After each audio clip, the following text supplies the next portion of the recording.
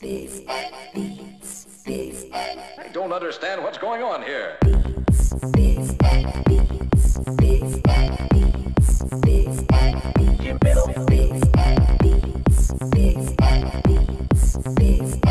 Ce concept, en fait, il répond à une obligation qui sera de plus en plus importante, notamment à l'obligation de respecter des zones qu'on appelle ZAP, des zones où l'air n'est pas pollué. Et en fait, le but du jeu est de dire qu'un véhicule va rentrer dans ces zones-là, va produire aucune émission en termes de pollution et va également produire aucun bruit. Alors, comment on y répond? On y répond tout simplement avec un véhicule qui est équipé de batteries, de 3 batteries de 350 kg qui sont situées dans le compartiment moteur que vous voyez derrière.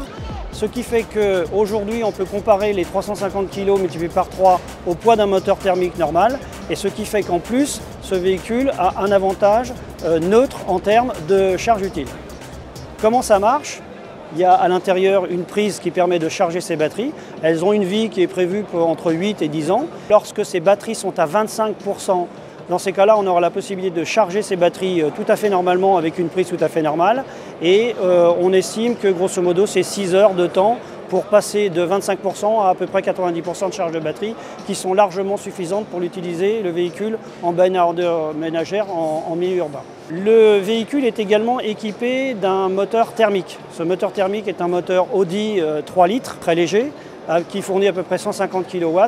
Et en fait, ce moteur n'est pas un moteur qui entraîne le véhicule, c'est un moteur qui régénère les batteries en électricité. Si on compare une tournée de benne à ordures ménagères normale et ce véhicule-là, c'est un gain de consommation de 80%, puisque le moteur, encore une fois, est là que pour fournir de l'électricité. Lorsqu'on est en dehors de ces zones qui seront obligatoires sans pollution, le moteur permettra au véhicule de rentrer au dépôt à une vitesse un petit peu plus élevée, de l'ordre de 80-85 km/h. Puisque en utilisation électrique, c'est-à-dire sans bruit et sans émission de polluants, le véhicule ne peut rouler que jusqu'à 35-40 km/h maximum. En conclusion, on est en train de parler d'un véhicule qui répond parfaitement aux besoins du futur de l'humanité. On est en train de dire que c'est un véhicule qui ne polluera pas, qui ne fera aucun bruit, qui consommera quasiment rien et qui permettra de travailler dans les milieux urbains pendant la nuit sans réveiller personne.